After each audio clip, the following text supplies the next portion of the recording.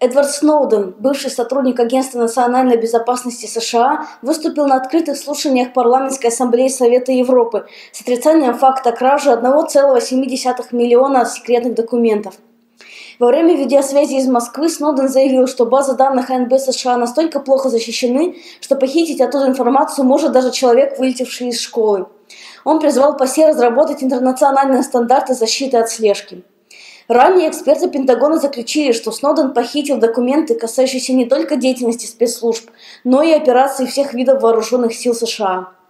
По сообщению ТАСС, в интервью журналу Vanity Fair Сноуден сказал, что цифра преднамеренно сильно преувеличена. И еще одна новость политики. Общественная палата попросила отменить постройку игорной зоны в Крыму. В палате уверены, что нельзя превращать новоприобретенную республику в площадку для демонстрации экономических успехов. Представитель Крыма в Совете Федерации Сергей Цехов считает опасения напрасными. На строительство игорной зоны власти Крыма уже потратили $1,5 миллиарда.